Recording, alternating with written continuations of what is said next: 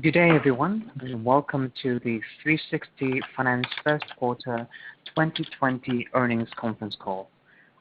Please also note today's event is being recorded. At this time, I'd like to turn the conference call over to Ms. Mandy Dong, II Director. Please go ahead, Mandy. Thank you, operator. Hello, everyone, and welcome to our first quarter 2020 earnings conference call. Our results were issued earlier today and can be found on our IR website. Joining me today on the call are Mr. Haisheng, our CEO and Director, Mr. Alex Wu, our CFO and Director, and Mr. Zheng Yan, our Vice President. Before we begin our prepared remarks, I would like to remind you of the company's safe harbor statement in connection with today's earnings call.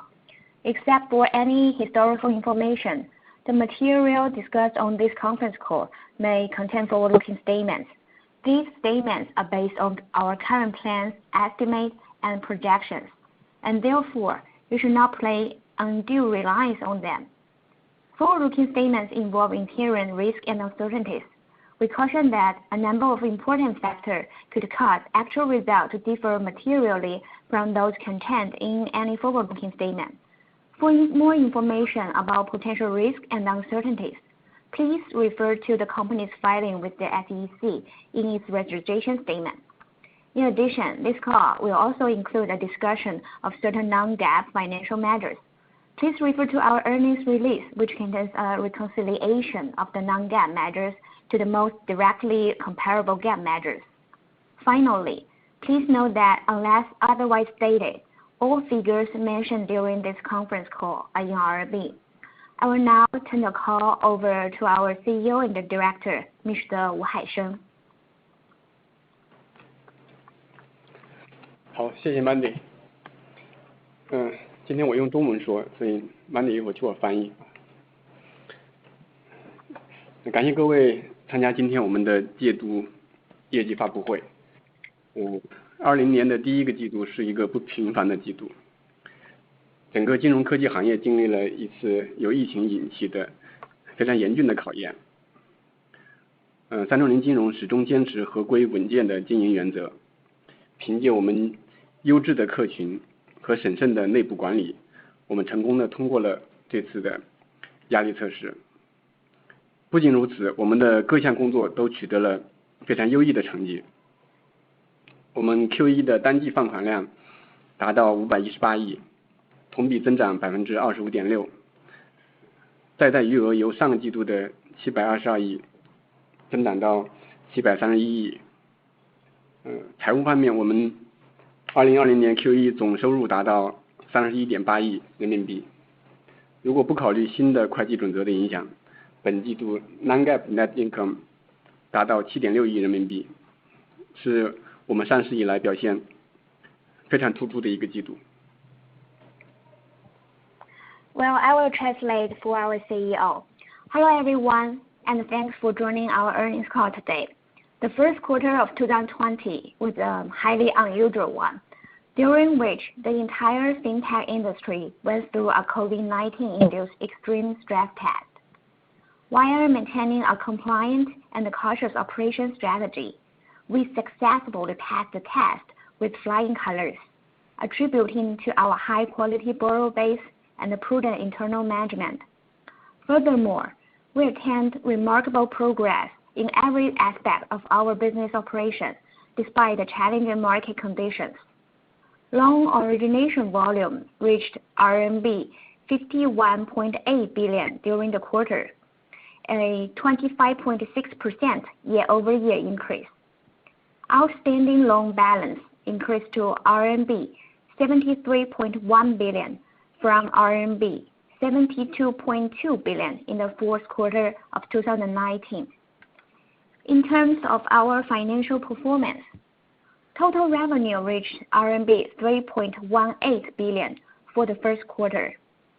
If we exclude the impact of new accounting standards, non-GAAP net income reached RMB 764 million for the first quarter, one of the most exceptional results we have accomplished since our IPO.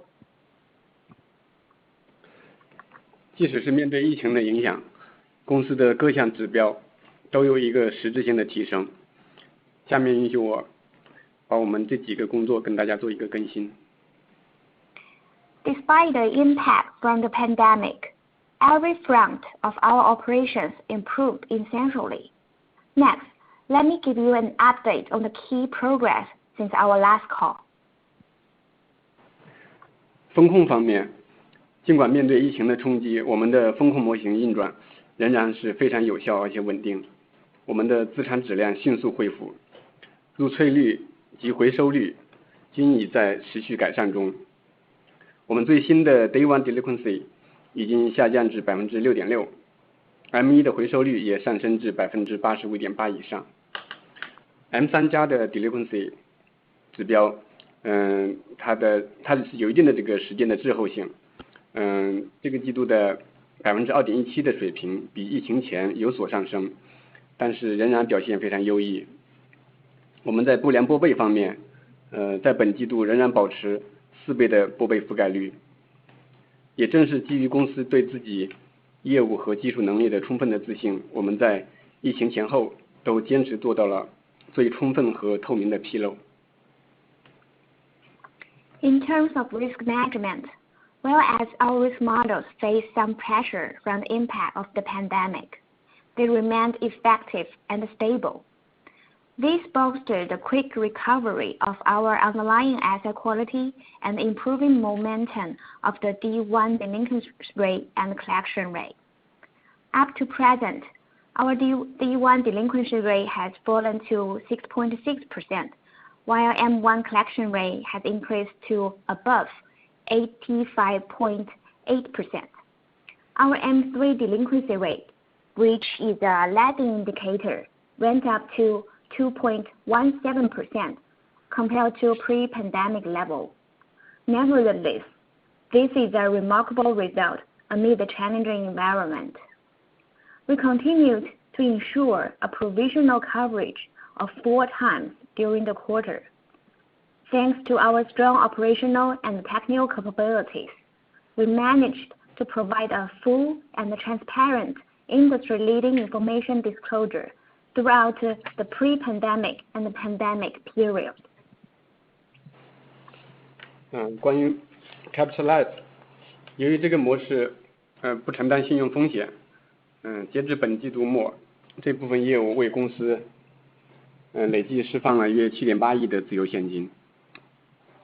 按照余额口径计算，分润模式占比由上个季度的 19.5% 增加到本季度的 21.2%。我们会继续坚持 Capital Light 模式的长期正确性，同时也会根据市场情况调整其增长节奏，保证公司和股东利益的最大化。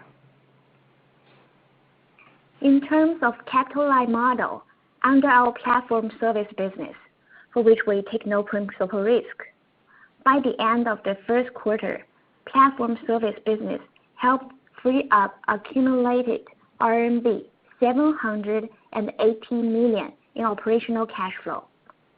Outstanding loan balance under the capital light model accounted for 21.2% of total loan book, up from 19.5% in the fourth quarter of 2019. Going forward, our long-term growth strategy will focus on expanding our capital light model while cautiously pacing the growth to ensure it aligns well with market dynamics and maximize shareholders' value. 疫情期间我们更加关注经营效率，所以关于经营效率的分享，这个是这样子的。公司在一季度因为市场的变化，我们主动的收缩了新客的获取数量，市场营销费用继续下降。我们单位授信用户成本由上个季度的228元降低到本季度的159元。考虑到我们风控政策的收紧，贴合率降低，所以同口径下我们的获客成本其实更低。同时我们对获客进行持续的精细化运营，拓宽了渠道，提高用户质量。我们接入了类似哈罗单车、小米、爱奇艺等很多优质的场景性质的渠道。由于我们的用户体验足够好，我们有希望越来越多的产品方选择跟我们合作。在老用户方面，我们之前开发的一款类似虚拟信用卡的产品，在一季度取得了非常好的成绩，大大提高了用户粘性。这个产品30天的复购率在80%左右，平均每个月交易10次一个用户。我们还对老用户提供了一个信用修复和提升的产品，叫幸好有你，受到了非常多用户的欢迎，目前已经有150万的用户在使用了。我们还做了一款产品叫智信引擎，用来做睡眠用户的激活，也取得了非常好的效果。总之，我们今年还会通过各种创新来提升我们全流程的效率和用户粘性。另外就是从年初至今，我们已经发行了3期的 ABS， 最近一期的优先 A 级资金成本已经降低到 4.2%。公司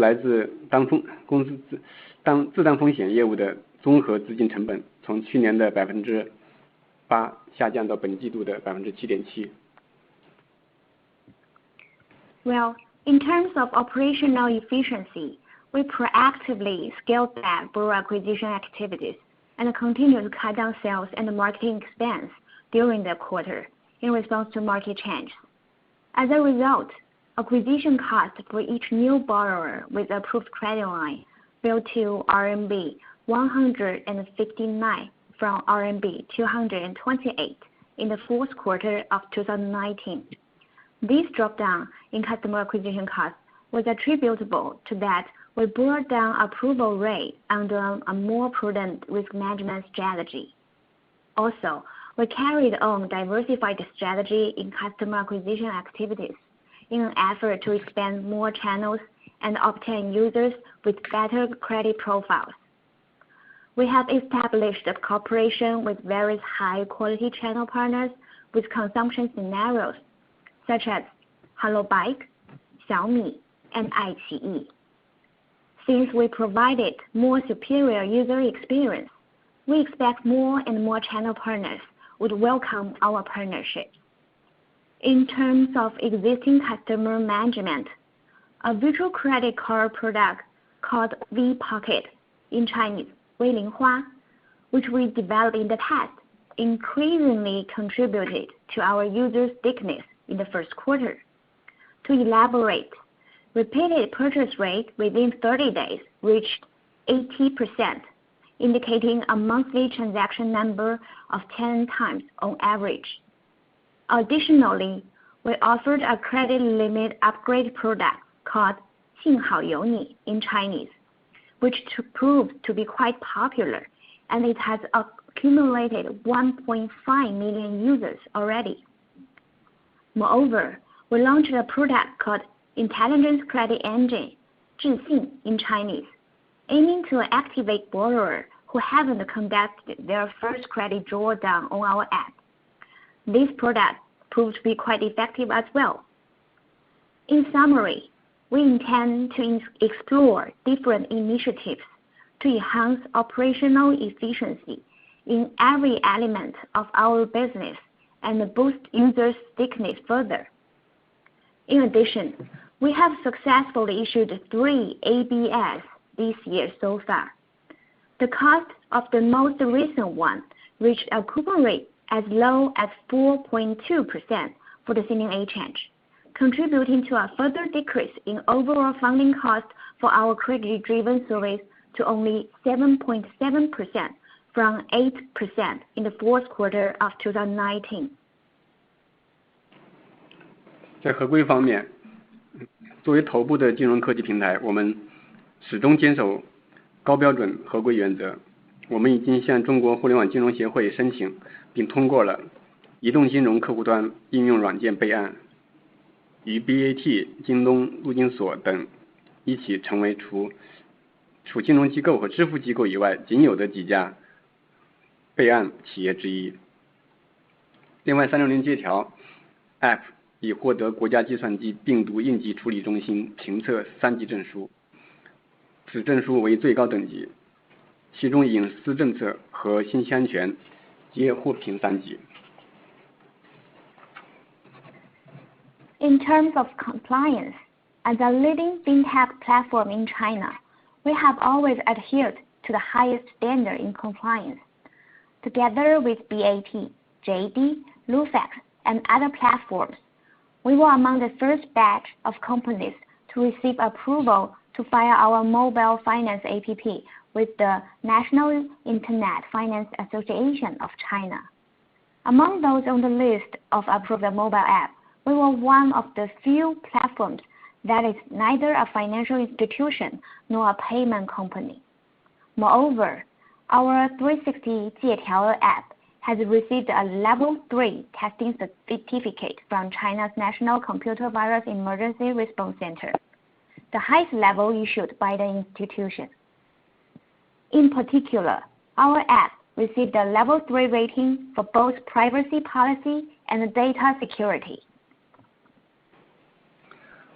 此外，值得一提的是，2020年5月9号，中国银保监会首次公开发布了《商业银行互联网贷款管理办法》征求意见稿，删去了简单粗暴的一刀切性的指标，如异地放款比例、联合贷出资比例等等，针对消费贷和经营贷的不同特点，进一步细化各自在额度、期限方面的具体监管要求的。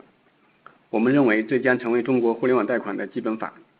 该办法在保持金融强监管的同时，更进一步确认了互联网助贷平台在整个业务流程中的合法地位，极大消除了监管政策的不确定性。这对互联网贷款行业和助贷模式都将是一个里程碑式的事件，释放有序支持的监管态度，利好整个行业，特别是头部企业，与我们的预期基本吻合。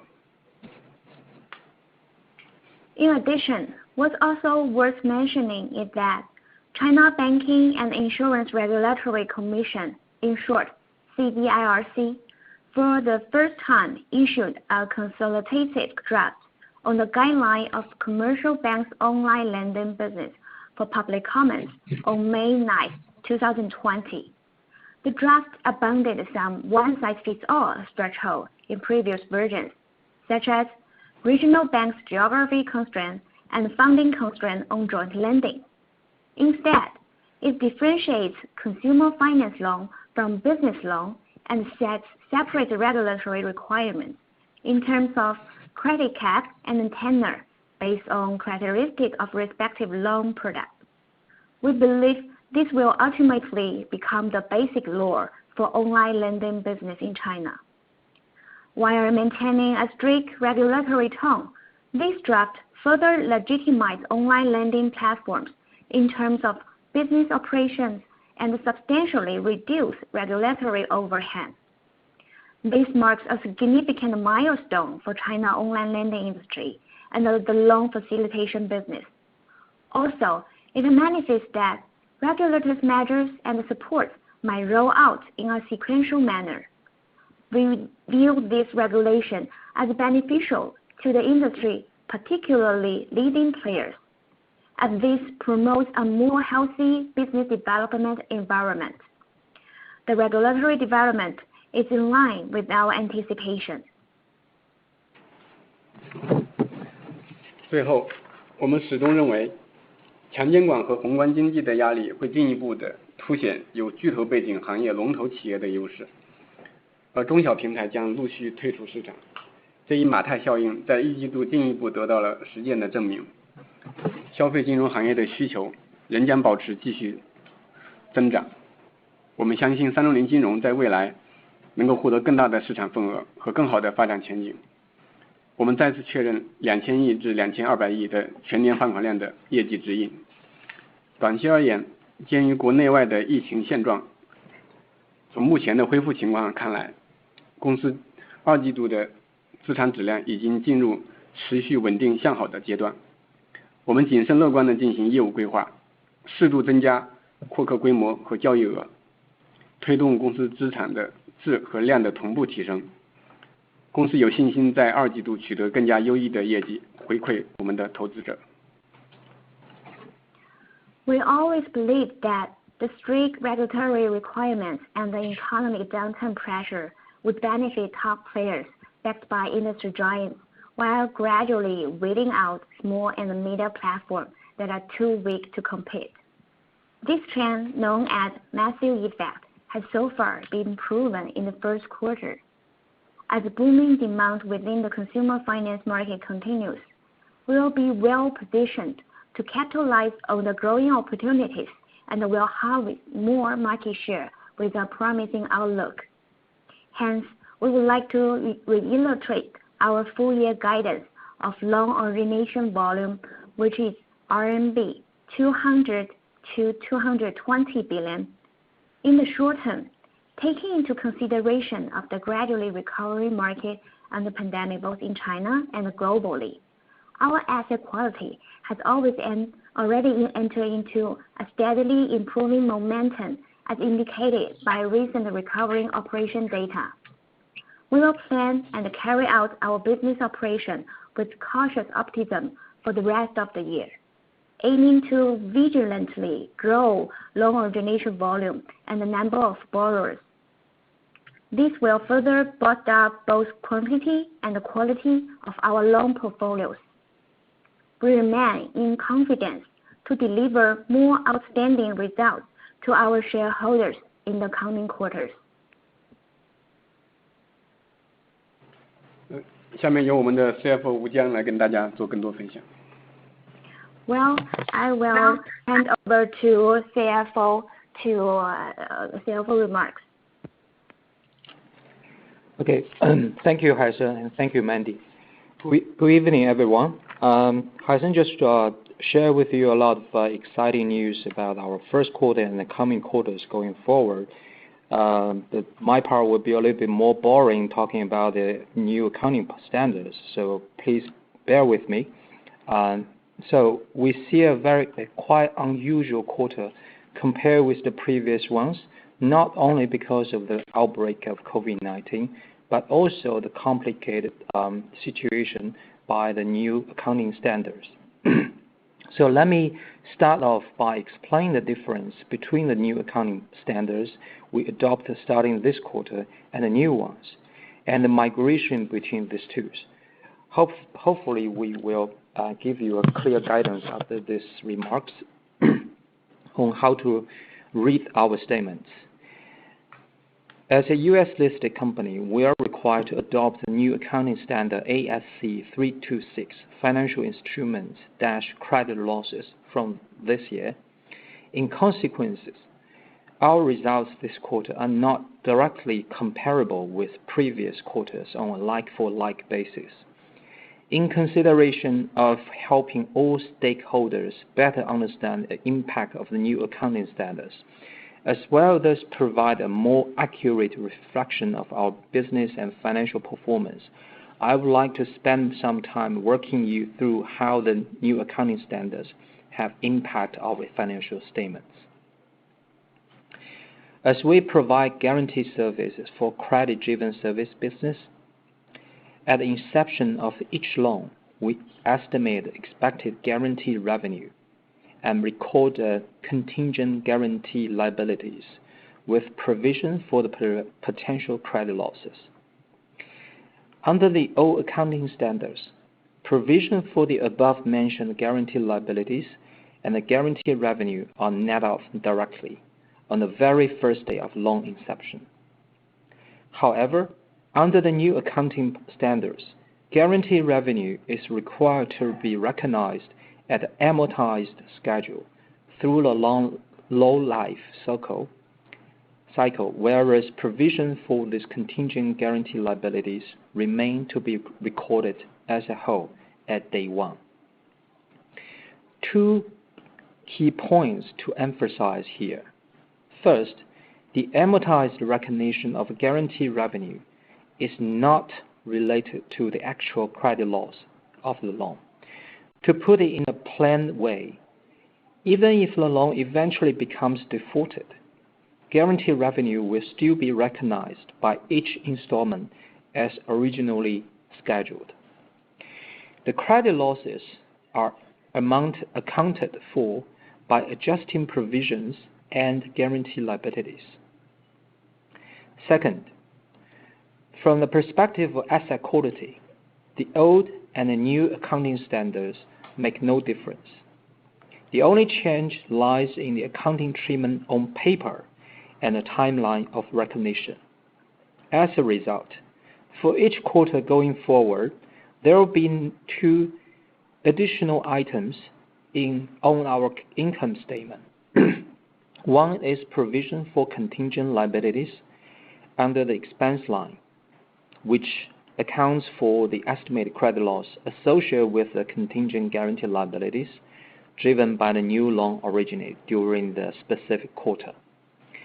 And the other one is the revenue from releasing of guarantee liabilities. Under the revenue line, for guarantee revenue released at amortized schedule driven by the historical loan assets. During the first quarter this year, provision for contingent liabilities were 1.7 billion, while revenue from releasing of guarantee liability was 1 billion renminbi. Furthermore, the new accounting standards require a one-time adjustment of expected credit loss related to existing loan portfolios, which is reflected in the open balance of the return earnings at the beginning of 2020. This translated into a 1.4 billion reduction in our return earnings. I would like to draw your attention here that the decrease of the return earning mainly results from the recognition of contingent guarantee liabilities and stand-ready guarantee liabilities at the inception of the guarantees in accordance with the new standards. The stand-ready guarantee liabilities, which is the asset item, will be recognized or say released as a guarantee revenue on an amortized basis over the lifetime of the loan. This has no impact whatsoever on net income, business operations, and asset quality when the guarantee service expires. Hopefully, that provides more conceptual clarity on the impact of new accounting standards. Now, let's take a look at the numbers changes on our financial statements due to this new accounting standards. First, as you can see on our P&L, there is a revenue line on the credit-driven service segment titled Revenue from Releasing of Guarantee Liabilities, which represents the above-mentioned guarantee revenue recognized for historical loan portfolios at amortized schedule. This line amounts 1 billion under the new standards and 170 million under the old standards. Second, there is an expense line titled Provision for Contingent Liabilities, which stands for provisions set aside for the estimated credit loss associated with the contingent guarantee liabilities driven by the new loan originated in the first quarter, which is 1.4 billion. The remainder is the additional provision of 280 million, which accounted for the additional provision to cope with the deterioration of asset quality of the historical loan portfolios due to COVID-19. Thirdly, on balance sheet, for a subline titled Return Earning in Shareholder Equity section, the balance of accumulated return earnings decreased by approximately 1.25 billion compared with year-end 2019. The decrease represented an aggregate amount of 1.4 billion reduction to the opening balance of return earnings, which accounted for one-time provision for existing loan book required by the new accounting standards, and a RMB 183 million increase to return earnings attributed to net income attributable to ordinary shareholders in the first quarter. Well, hopefully you are not lost in my boring explanation on the accounting standards. Just in case that you are already lost, we have prepared a few slides which will be available on our IR website in the coming few days to illustrate the migration from the old accounting standards to the new one. So which is essentially what I mentioned just now. Okay, with the clarification on the new accounting standards, I'd like to now go over a like-for-like basis analysis on financial performance under the old accounting standards in an effort to help stakeholders better understand our business operation in the first quarter. Firstly, as Haisheng just mentioned, that under the old accounting standards, the total net revenue was 2.3 billion, representing a 16.7% year-over-year increase and relatively flat on a quarterly basis, which was remarkable in our sense, given the heat of the COVID-19 during the same period. Non-GAAP net income was 764 million RMB, representing a 48% quarter-over-quarter increase, one of the most exceptional quarters we ever had since IPO. Secondly, in face of significant macroeconomic uncertainty during the pandemic, we have undertaken decisive initiatives to cut down costs and enhance operational efficiency. For instance, customer acquisition cost for each new borrowers with approved credit line dropped down further to 159 yuan in the past quarter, compared with 228 yuan in the fourth quarter of 2019. Total sales and marketing expense fell to 223 million yuan in the past quarter, from 425 million in the fourth quarter in 2019.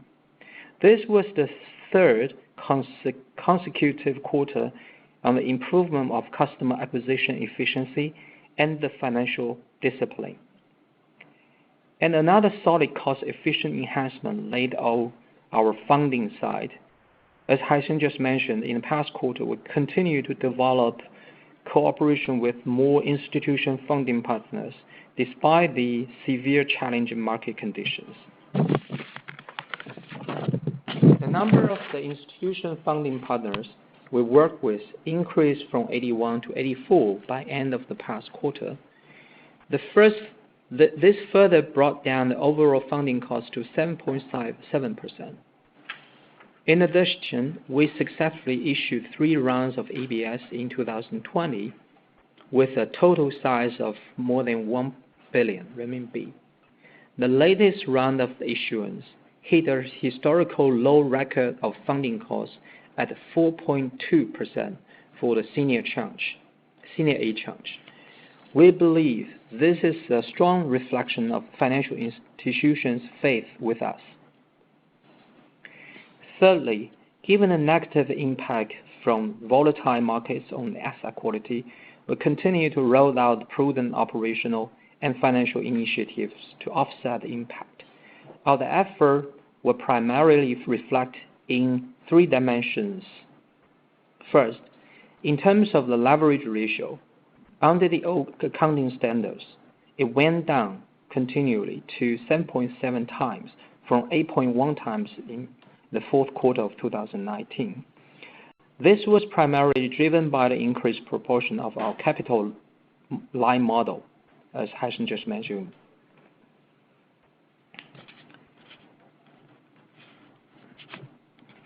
While our total outstanding loan balance continued to grow, the portion of the credit-driven service business actually decreased to 57.6 billion at the end of the first quarter from 58.1 billion as the year end of 2019. Second, in the fourth quarter of 2019, we booked additional provision of 735 million to enhance our provision coverage ratio to 4.4 times, as we noticed the challenge on the asset quality due to unfavorable market conditions.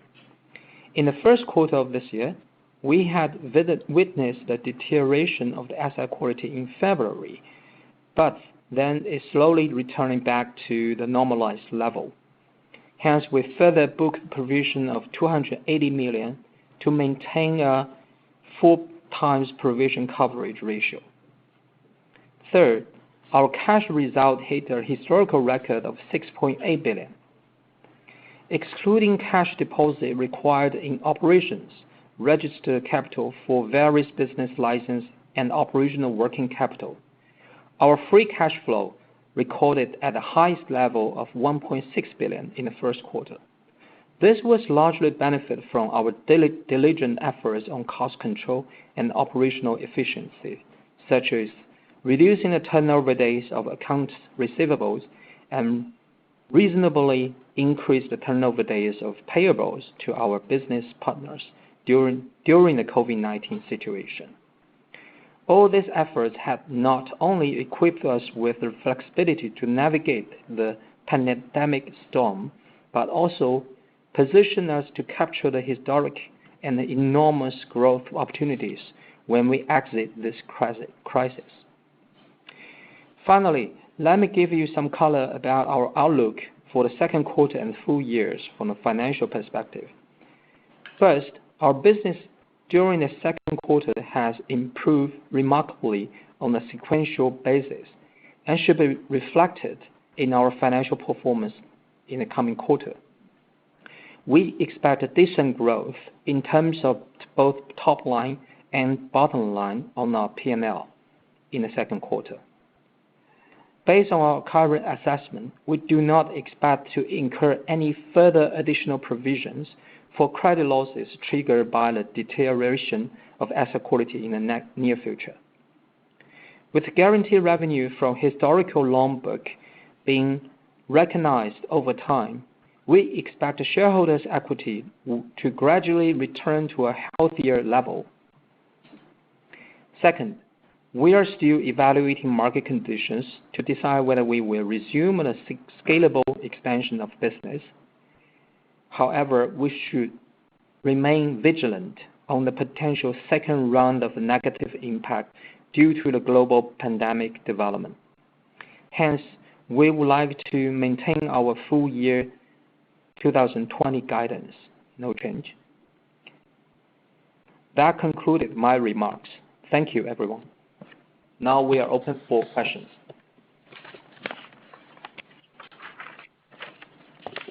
Thank you. We'll now begin our question and answer session. If you have a question for today's speaker, please press 01 on your telephone keypad and you will enter the queue. After you're announced, please ask a question. If you find your question has been answered before it is your turn to speak, please press 02 to cancel the question. Presently, we'll have a short reminder to the analysts ready within the queue. For many who can converse in Chinese language, please kindly ask questions again in Chinese language after your questions in English language. Thank you.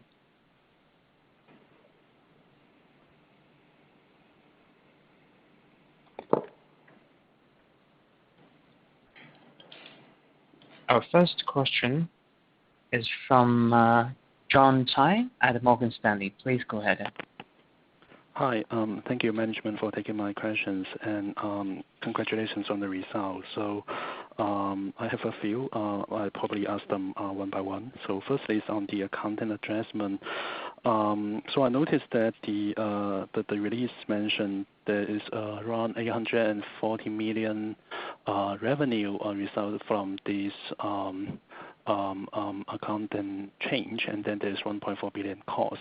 So simply put, the difference is the accounting adjustments, and I think it's roughly 580 million.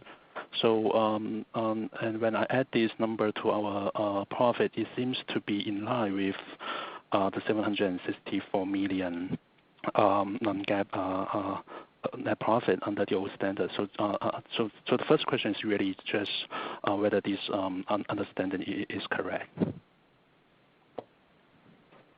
John, yes, you are correct.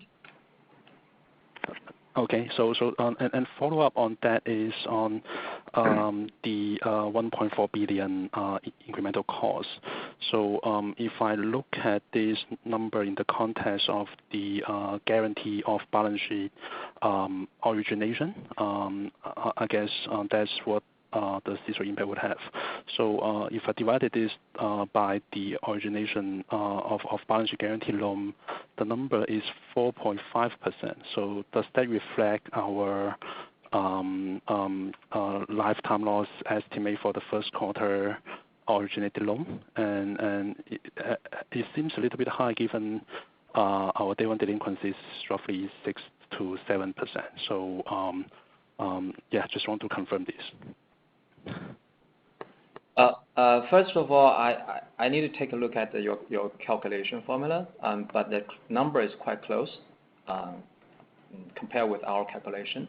And just a small reminder, this is not the vintage. This is our provision. So it's more like a coverage, right? So probably our CRO will give you more flavors on the vintage loss numbers, but here what I can say is that this is to cover the first quarter's estimate loss throughout the lifetime, and we provide a sufficient buffer. As I just mentioned, we will maintain the 4 times coverage ratio to secure this, to make sure the stability of our business. Okay, thank you. And so also related to risk, basically I think we mentioned that the provision is for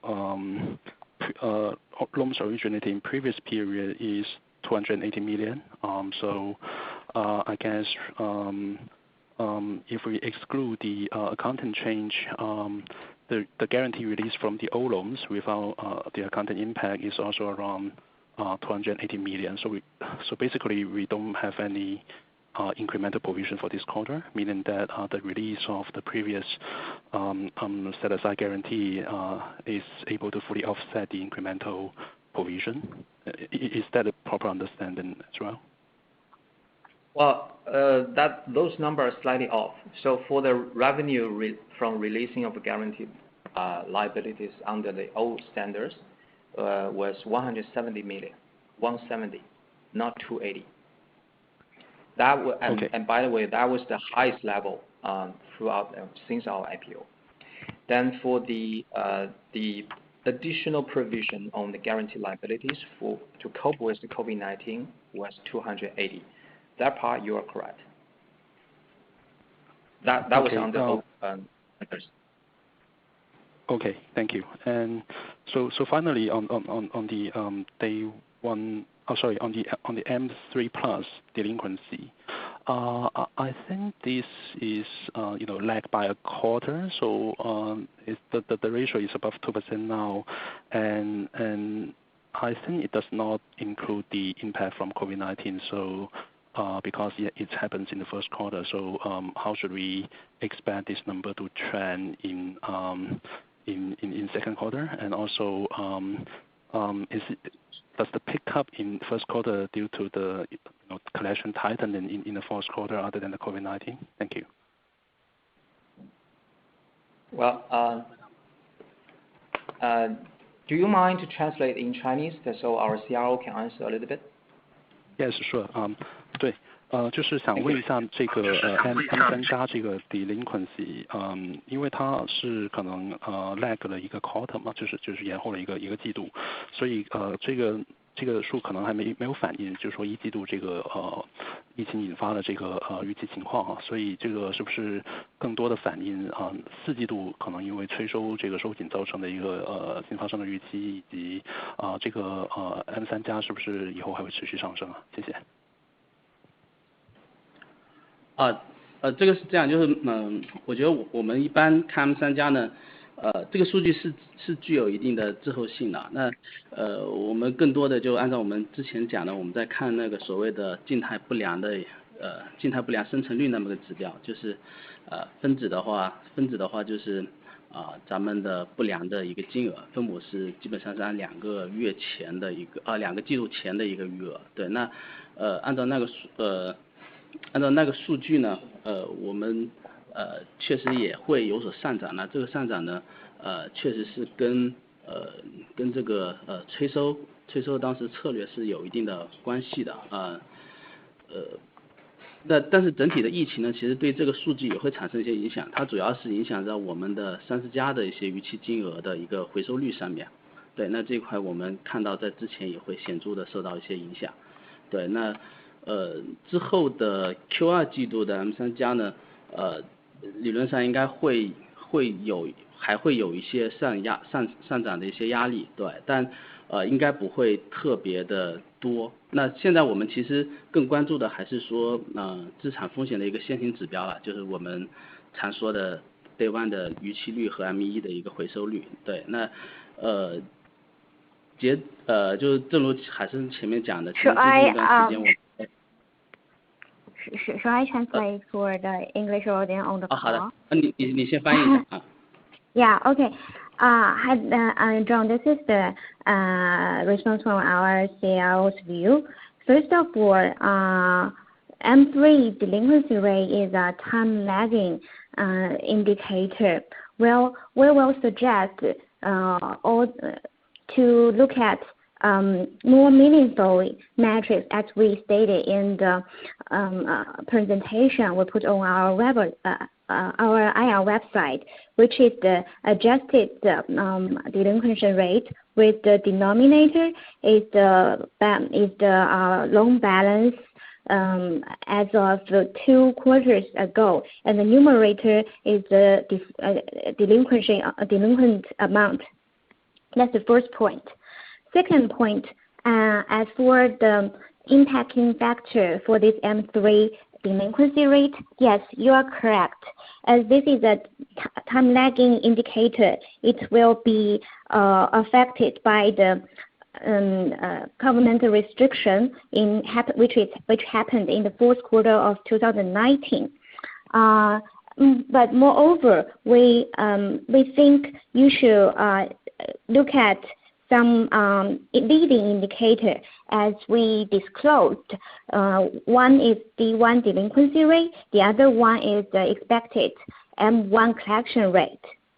So all in all, we will expect to see the M3 delinquency rate face some pressure in the coming quarter, but still our recommendation is to focus, the leading indicator will give you a better sense of our business performance. 对，然后实际上我们现在更关注就这个信心指标嘛。那最近一段时间呢，我们的 Day 1 delinquency 已经降到去年 Q4 的平均水平以下了，且周摆周看还是处于一个下降的趋势。那30天内的回收率呢也回升到86%以上，而且最近1个月的逾期金额的我们预计它的30天的回收率是有望冲击87%以上的回收率的。对，所以总体来说，其实我们是认为资产质量是处于一个快速恢复的一个阶段。对，那关于这个 M3 加的这个不良率呢，实际上我们看另外一个数，就是我们在保持了一个400%的一个拨备覆盖率，用拨备去覆盖这一块的一个不良的一个金额，对，这一块是比较足够的Well, let me translate for our CIO. Again, we'd like to stress it is a better way to understand our business by looking at the indicator, which is D1 and M1.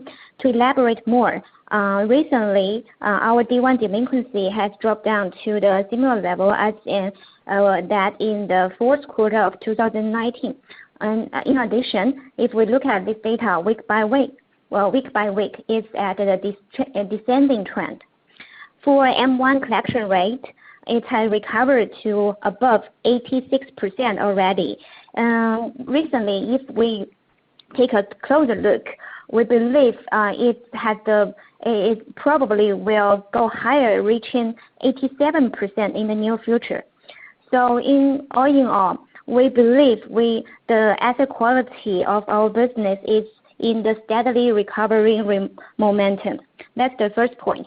The second point, to address your question about M3 delinquency rate, we will suggest you to look at our provisional coverage ratio, which we successfully maintained 4 times pre-pandemic and now. 非常感谢啊，就是最后可能就是再确认一下，就是我们现在的拨备已经这个充分反映了这个由于4季度催收跟疫情的这个时候的损失就是基于我们的评估吧So my final confirmation is about whether the current provision level has fully reflected the potential loss due to the tightening of collections in the first quarter and also the COVID-19 in the first quarter. Yes, John, you are right. Thank you very much.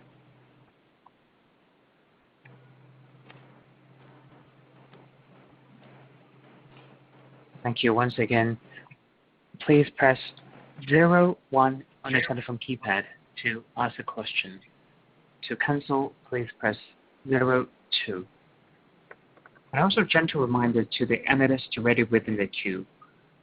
For many who can converse in Chinese language, please kindly ask your questions again in Chinese language after your questions in English language.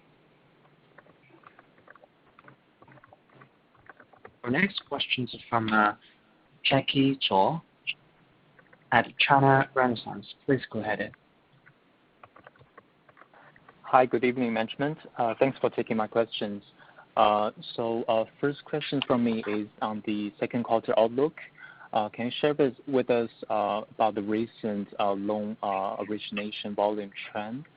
I think we guided a stable loan volume for the second quarter, but just wondering if we see some pickup signs recently. And probably more on that is on what condition we will increase our loan origination volume. Will that happen in the third quarter, given the current judgment? And the second question is on the funding. I heard that our funding costs further reduced to 7.7% in the first quarter. Just try to get some color on the reasons behind this declining funding cost. Are we see more demand after the new regulations on banks on the lending business? And are we getting more funding from like national big banks? And definitely we have some impact from the low ABS issuance as well, low cost ABS issuance as well. So that's on funding. And my final question is on the new product mentioned by our CEO is called V Linghua. So it's basically the virtual credit card product. So just want to get more color about the number of users and kind of the profitability of this new product. So I will translate my questions. 这个管理层好，我这边3个问题啊，一个是关于我们2季度的这个一些展望吧，尤其是这个放款量这边的一个情况，那是不是看到最近的这个放款量也有一些提升？那可能看得更远一点，就是3季度，我们会不会就是在什么样的情况下会增加我们这个放款量吧？那第2个问题是关于这个负债端，就是我们资金成本，其实在1季度是继续下降，到 7.7%。那想理解一下这个背后的原因啊，是不是也是因为在这个新的这个互联网贷款的管理办法之后，可能看到资金方更积极了，然后是不是我们也有更多的资金是来自于大银行，然后这个可能 ABS 这边也会有一些贡献。那最后第3个问题就是关于我们新的这个 V 零花这个虚拟信用卡的产品吧，想可能能不能再跟我们介绍一下这个具体的有多少用户啊，然后目前的一个盈利的情况，谢谢。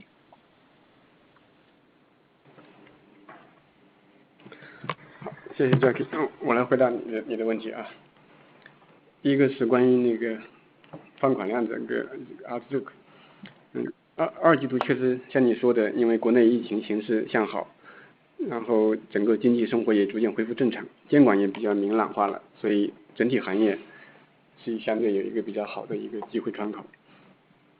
而且基于目前我们2季度已经发生了的这个数据，我们发现用户的需求和资产质量都在回升，公司的经营效率也比以前更好，所以有理由期望2季度会是一个相对较好的季度，从业务上、财务上应该都是。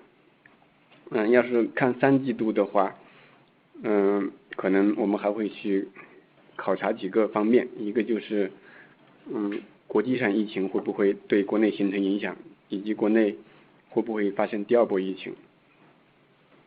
另外就是我们看中美关系对中国的外贸型企业的影响会不会延伸到我们这种企业里来，目前看很小，但是我们会继续观察这些，所以等这些大的不确定性消除之后，我们会去做更加更加乐观的去增长，但是在这个之前，我们还是会继续用一种谨慎的原则去开展工作。这是第一个问题。Okay, let me translate for our CEO responsible for your question, Jackie. First of all, if we anticipate the outlook in Q2 as the Chinese government gradually contain the pandemic domestically and the market is recovering, we do witness the improving trend in our operating data, our asset quality, and the operation efficiency. Therefore, we believe we can expect a stronger quarter in coming in both in operational and financial aspect. As your question for the Q3 outlook, well, we believe it's kind of too early to see, but we will stay in a vigilant manner to expand our business for the rest of the year, which depends on a few factors. Number one is the global pandemic situation. As you know, living in a global village, no one can stay safe if other houses catch fire. The second factor we'll look at is the tension between China and U.S., which will impact the export industries in China. Luckily, from the current data, we see the limited impact from the second reason. So, to summarize, when we can have better visibility, we will communicate to the market our business plan. 第二个关于资金成本下降的原因，多方面，比如今年宏观环境资金面本身就会宽一些，然后我们也做了很多的 ABS 的发行 ，ABS 的成本非常的低，但是我们认为更关键的在于整个市场是向头部优质资产公司去靠拢，这个是在过去的几个季度里持续发生的一种趋势。资金方已经看到一些中小平台的风险可能会比预期的高，所以而且我们的口碑持续向好，所以更多的还是因为资产在资金向优质资产去靠拢，向头部公司靠拢。As for your question about the dropping down of the funding cost, well, of course, we see a very sufficient liquidity in China market. For example, as you can see, we successfully issued 3 ABS so far this year. However, we believe the main reason lies in that loan facilitation platform who possess a better quality asset are gaining more and more bargaining power in the cooperation with funding institutions. As you can see in this year, more and more small platforms are having trouble in their asset quality. OK， 第三个，关于我们新产品，比如微零化的一些情况。这个产品我们过去研发了很长时间，它是一款支付级的产品。它非常有利于提高用户的留存，提高用户的复购。这个产品正如我刚才说的，它30天的时间里面有80%的那个用户会留存，每个用户1个月会交易10次。目前我们有48万的这个活跃用户在使用这款产品，每天有3000万左右的放款规模，然后它的盈利性是类似于我们的主产品的，所以它是一个留存很好，但是盈利性也不错的产品。Well, as for your question about the V Pocket Chinese Wei Ling Hua, in short, it's the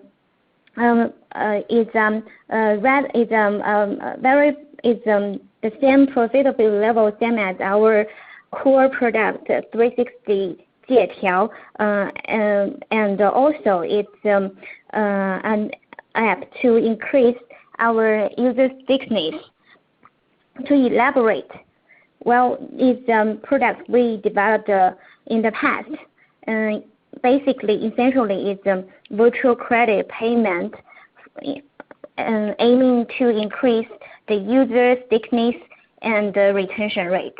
As I stated in my remarks, the 30 days repurchase rate is 80%, which means 10 times transaction in a month on average. Nowadays, it accumulated 480,000 users with average 30 million loan origination daily.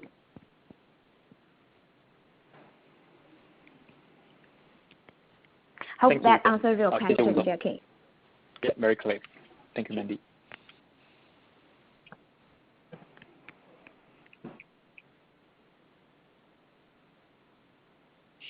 Our next question is from Daphne Poon at Citi. Please go ahead. Hi, good evening, management. Thanks for taking my question. So I have 3 questions. First one is that on your vintage delinquency rate, just can you update on your latest expectation for the vintage loss rate for Q1 and also for the new loans originated in the second quarter? And second is related to that is what would be your outlook for the provisions in the second quarter? I think you mentioned earlier is that you expect the earnings, both top line and bottom line, to improve meaningfully. So I think part of that is related to a lower provision. So just want to get a better sense, like should we expect both a bigger release of the guarantee liabilities in Q2 and also will the provision on your new loans come down as well in the second quarter? And then the last question is regarding your customer acquisition. So that your Q1 traffic costs we see a meaningful decline. Just wondering what's the driver behind? Do you see more of an industry trend or more because of your efforts to improve your customer acquisition model? And do you expect that decline, like this low customer acquisition cost, to sustain or to decline further? And can you provide currently a mix of your different customer acquisition channels, especially like how big is the contribution from those new like consumption scenarios that you were talking about in your prepared remarks? 我这边简单翻译一下吧。然后就是这边有3个问题。第一个问题其实关于这个就关于这个 vintage 的预计损失率，就是有没有一个最新的一个就现在的这个预期是怎么样的？就是我记得上个季度我们说今年应该大概是2.5到3.5的这个 vintage loss， 想看一下有没有就是可能更 level 的一个 range 嘛，就包括1季度和2季度新增贷款这边的一个预计 loss rate。然后第二个问题相关的就是想问一下2季度的这个拨备这边的一个 outlook， 是不是说就是2个方面吧，就一个是不是说这个 guarantee liability 会有一个比较大的更大的一个 release， 然后在新增贷款这边的新的 provision 就是这个 credit cost 是不是说2季度应该也会下来。然后第3个问题是关于获客的，就是看到一季度的这个获客成本确实有一个比较大的下降，想问一下背后是你们觉得更大的是一个行业的趋势，就整体的这个流量成本下来，还是说你们确实做了一些这个获客上面的一个优化去drive 的？然后未来是不是可以就是这个下行的这个趋势是否可以持续？还有就是能不能给一个你们现在不同获客渠道的一个贡献吧，就包括多少是来自可能就打广告，然后多少是像刚才说的那些新的一些场景合作方的这个贡献。谢谢。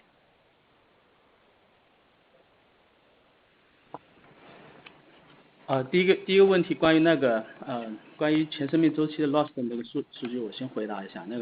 我们虽然现在看到说回收率和露出率的数据呢，都比我们之前预期的时候还稍微好一点但整体来说我们还是会保持之前的那个预计，就是我们全年的新增放款的全生命周期损失率是控制在2.5%到3.5%之间。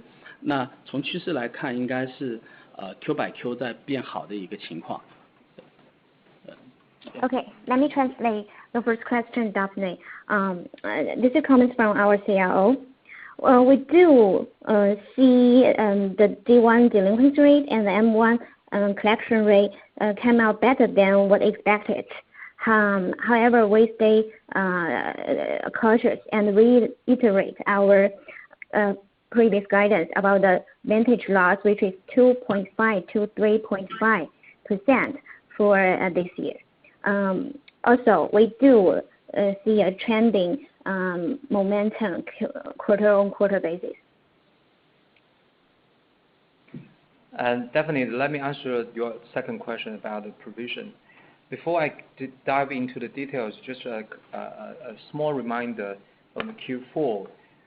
On the earnings call, we mentioned that due to the uncertain macro situation, we provide roughly 750 million additional provision due to the potential loss, right? So when I just mentioned in my remarks that we will not see any further additional provision on that perspective, it's under the same concept. So as our CRO just mentioned, our lifetime expected loss for the whole year will be within a range of 2.5 to 3.5%. And overall, on the quarter by quarter basis, you will see the vintage loss will decrease a lot in the coming few quarters. So that's why when we said in the second quarter and the third quarter and going forward, there will be no additional provision on that front. That obviously that's under the assumption that there is no second round of the negative impact of COVID-19.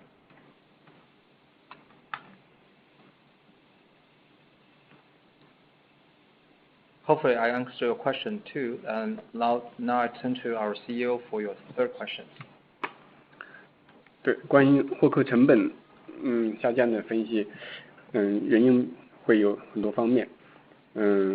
行业竞争的因素可能不是最大的，因为各种广告平台的收入在 Q1 其实也没有一个明显的下降，因为电商和游戏依然是在发生竞争。这里面有几个大的影响方面，就是第一是我们自己在获客的节奏上放慢了一些，这个会让我们的边际成本下降。第二就是我们在我们的精细化经营和场景的拓宽方面做了比较多的工作。那你先翻译。Sure. Well, we believe the drop down in our customer acquisition cost result from a few factors. Number one, for the industry trend you just mentioned, in our view, that probably not the main reason. As we can see in the first quarter, the fierce competition between e-commerce business and the gaming business in the advertising sector is still increasing. Second, we believe the second reason may contribute more for the drop down in customer acquisition cost as we slow down and scale back our customer acquisition activities, which lead to the decline in marginal cost. Thirdly, as we continuously refine our customer acquisition strategy and expand to more and various high-quality external partners, this will contribute to the drop down. 对，关于精细化方面，我们过去一直在开发的精准获客的系统，在头部渠道里发挥越来越多的作用。比如说我们在快手渠道，这个精准系统已经覆盖了50%的广告展现。这个系统会优先计算好我们的投放的 ROI， 再决定是否在一个合格的用户面前展现。这种系统正在很好的优化我们的成本。然后在拓宽我们的场景方面，我们接入了越来越多的这种交易场景方，因为我们的用户体验非常好，能够帮助场景更好的形成一种转化，所以受到了伙伴的欢迎。这种场景的渠道贡献比例在目前已经有15%左右的贡献。Sure. Let me translate for CEO. There are two points I want to stress here. Number one, we continue to refine our marketing strategy, targeted to have a higher ROI. For example, among the top online channels, we launch our marketing strategies. For example, ByteDance, as you know, it covers 50% of the market activities we devoted under this refined marketing strategy. Secondly, the second point, as we mentioned in our remark, we expanded the external channels with consumption scenarios. Nowadays, it contributes to 15% of our total traffic.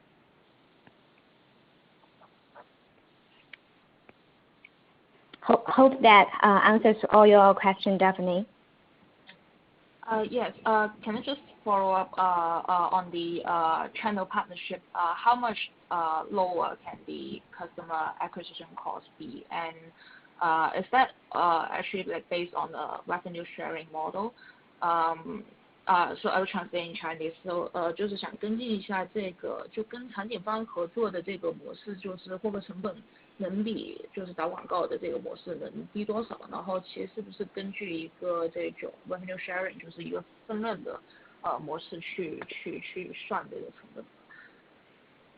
对，它两种都有啊，但是以那个分润模式为主，所以它的成本是有一定的递延性，它不是当时就发生。如果在信息流投放，它是当时就发生。所以如果考虑后面用户的脱落的话，那种发生的成本可能就是变成沉没成本。但如果按照这个分润的方式去做呢，它可能第一成本会被递延计算，第二是后续的这种脱落的风险我们是和渠道一起共同承担的，所以它会从性价比上会优质一点。同时这些场景因为它带着这种交易的目的，所以用户的质量会比那种不带目的的用户质量会高。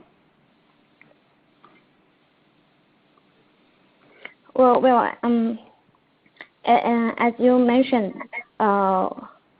mostly we cooperate with this partner in the revenue sharing model.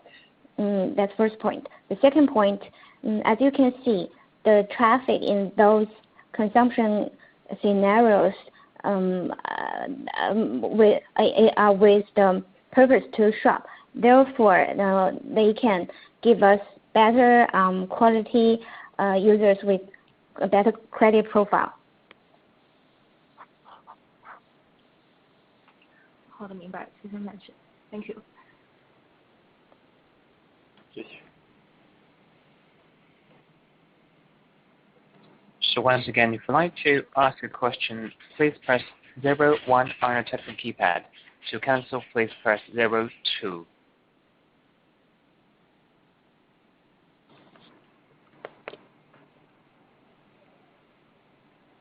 Our next question is from Stephen Chan at Haisheng International. Please go ahead.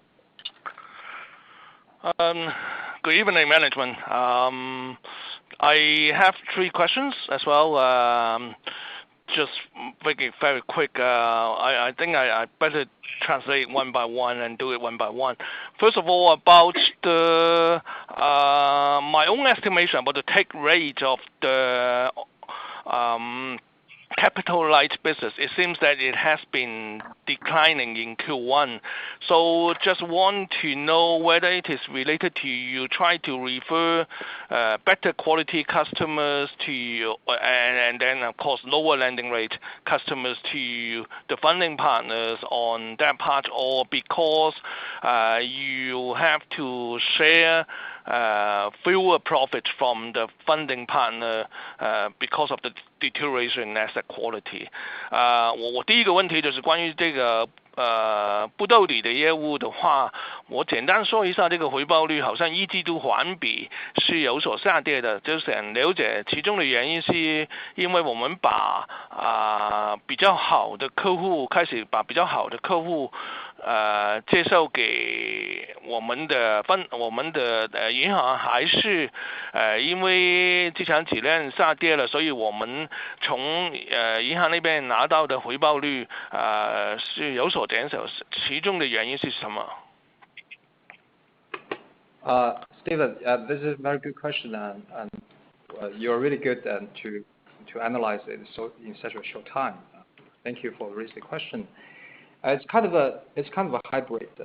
First of all, obviously all assets deteriorate in the first quarter, especially in February. So we have a lot of measures to preempt the situation.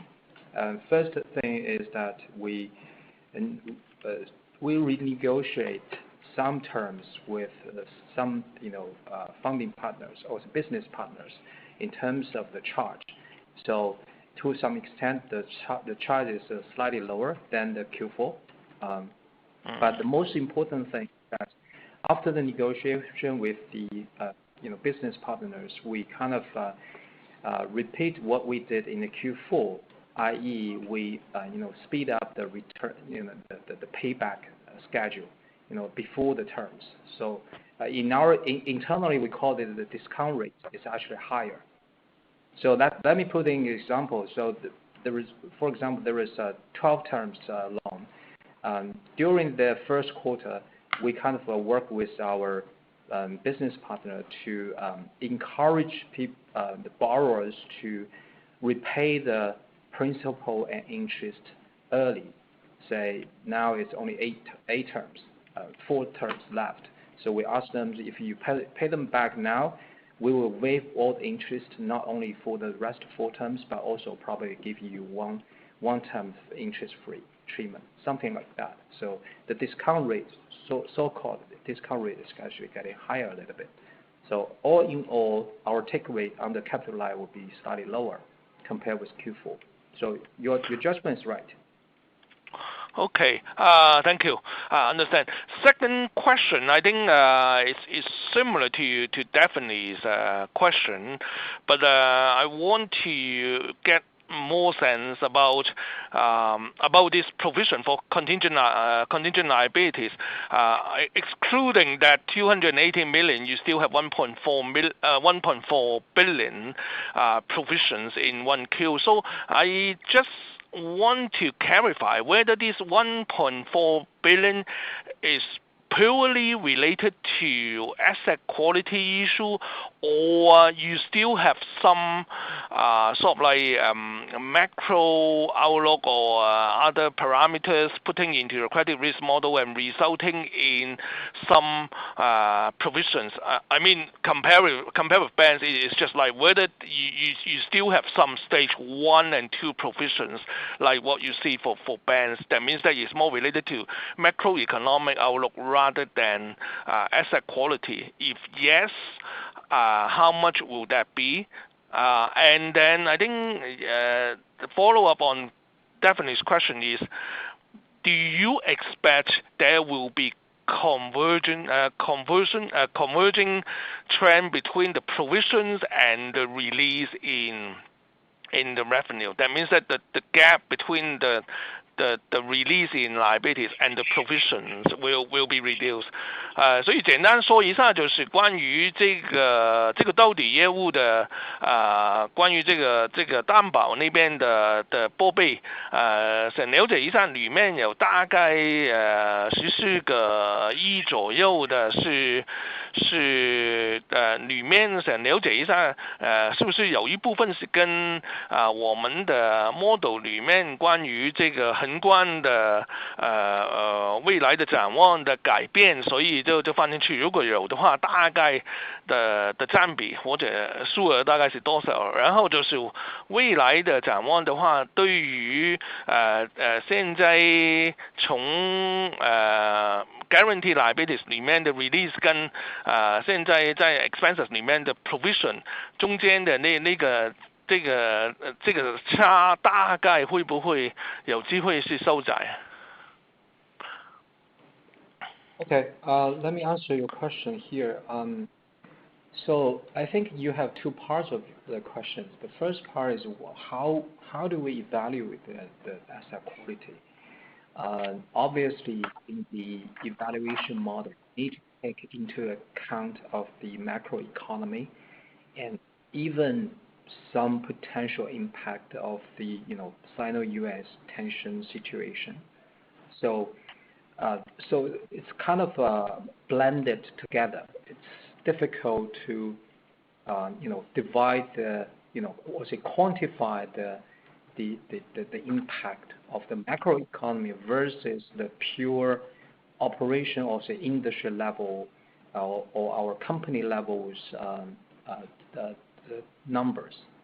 So everything are taken into consideration, and also this is for the assets generate or say originate for Q1.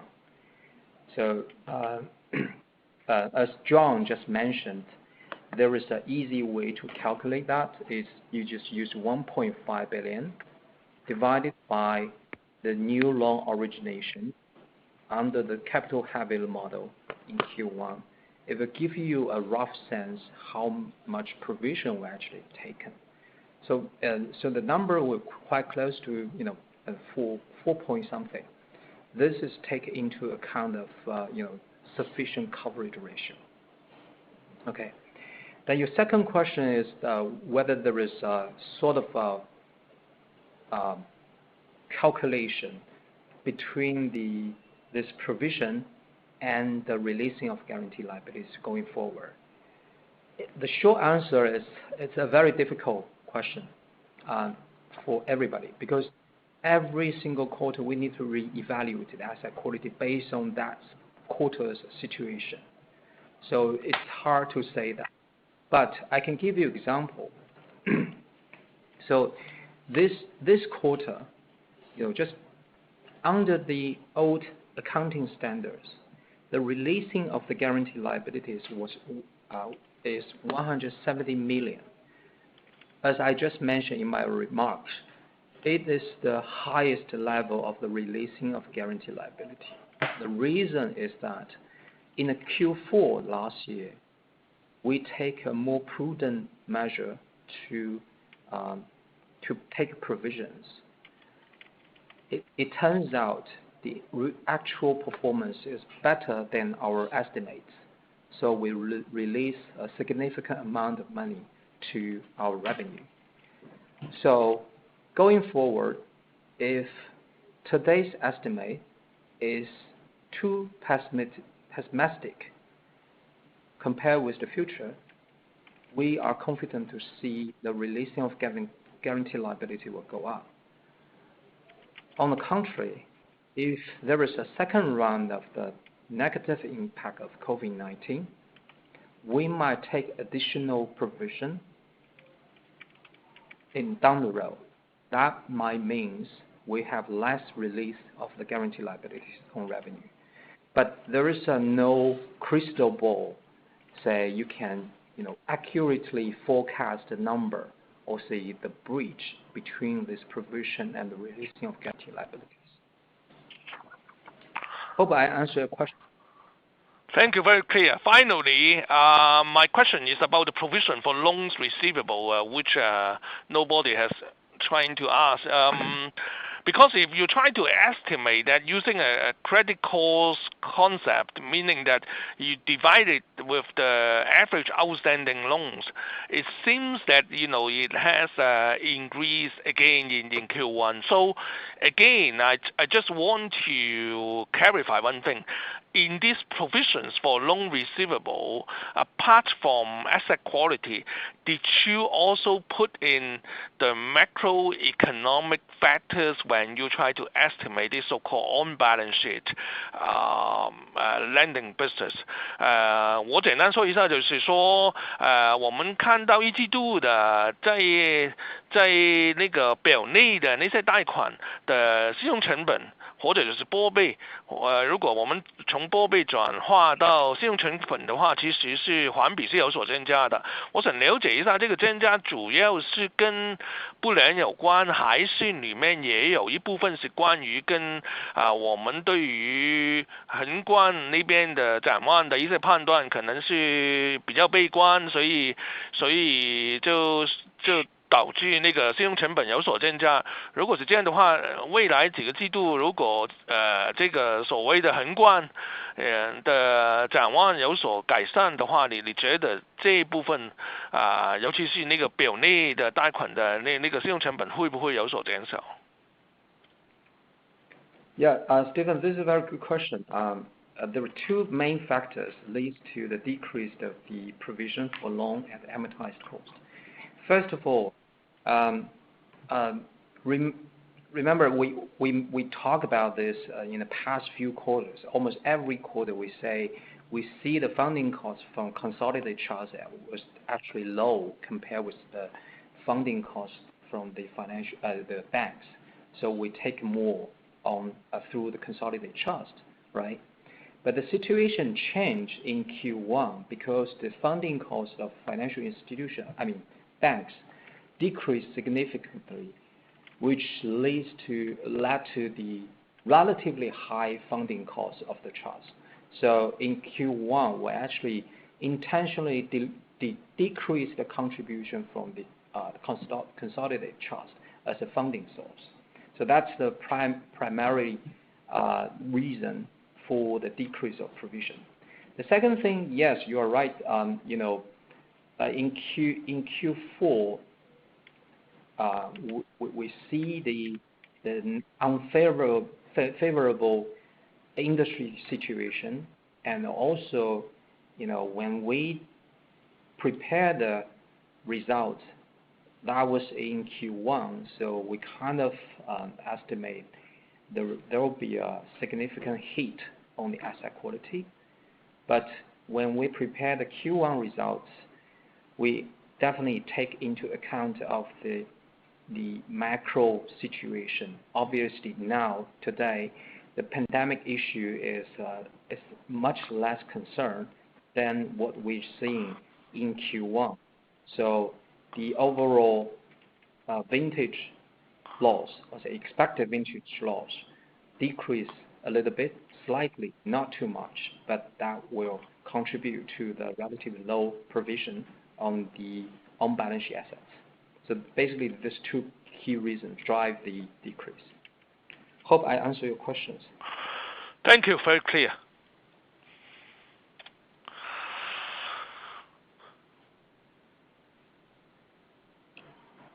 Our next question is from John Tsai at Morgan Stanley. Please go ahead. Hi. Thank you for taking my questions again. It's just want the management to maybe help me to understand a little bit more about the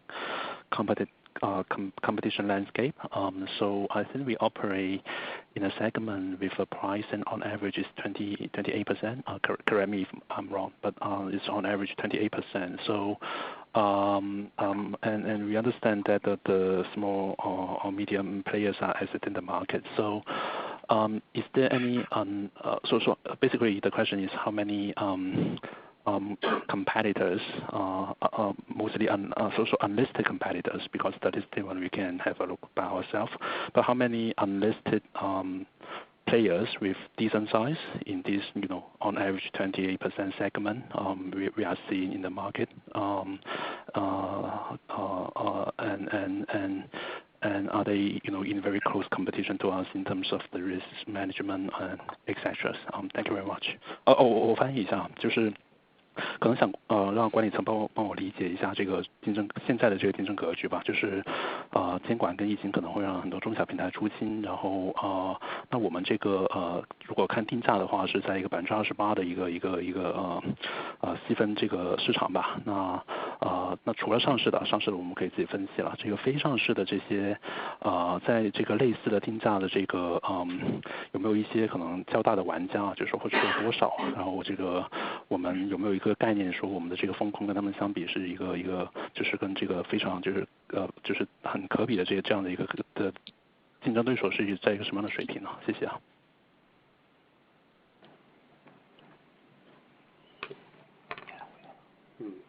好，那我先说一下，你们看有没有补充啊？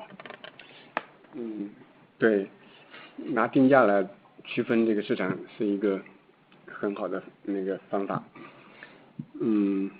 对，今天我们看到的在上市的公司里面可能比较多是在这个区间里面，然后在你说的未上市的公司，像蚂蚁、微众，包括京东，可能更多还是在24以下一点。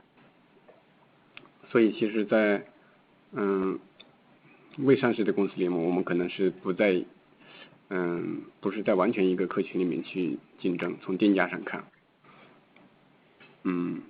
但是我们背后其实用户是有相当高的重叠率的，我们做过跟蚂蚁跟那个微粒贷之间的重叠率的一个分析，还是有一个比较高的一个数字的。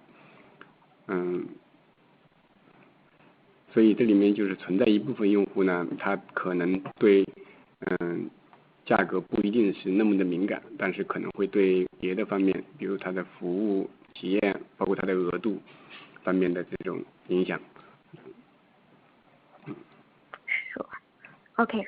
Well, let me translate for our CEO. First of all, John, you put a very good way to segment the loan market, consumer finance loan market in China by APR.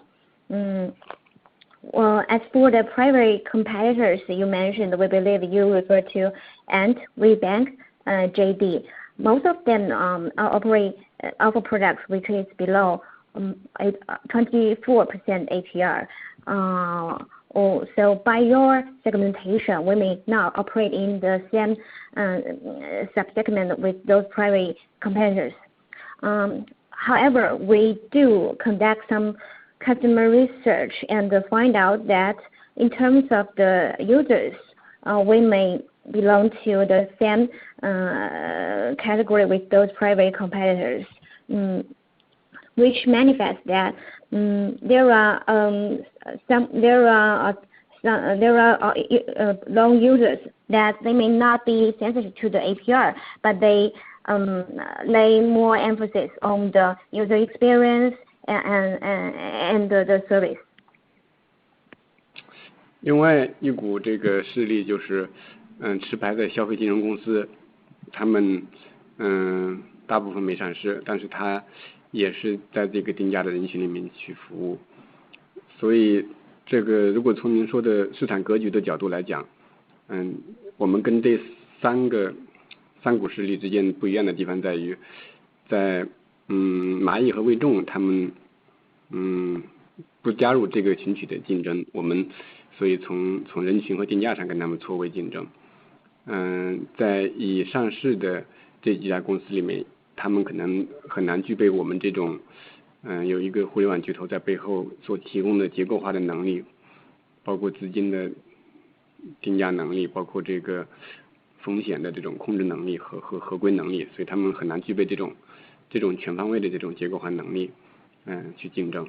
然后对那些持牌销金来讲，我们的竞争能力在于，他们很多时候不具备真正的风控能力，其实背后更多的作为一个资金方，同时他们在用户体验上也跟我们很难去竞争，所以我们在3个群体里面都有一些错位。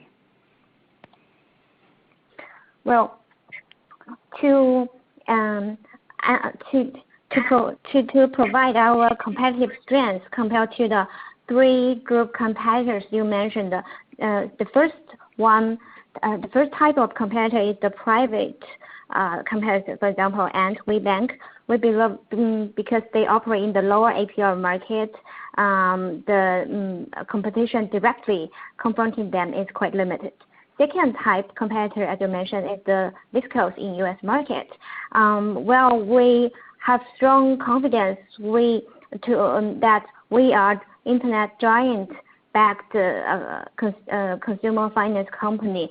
We got a strong support from our parent called 360 Group. Therefore, we possess structurally advantage in aspect of risk management, traffic, and a brand, and so on. Thirdly, the third type, compared to the third type of competitor, which are the licensed consumer finance, we view them as mostly the founding partners in this consumer market.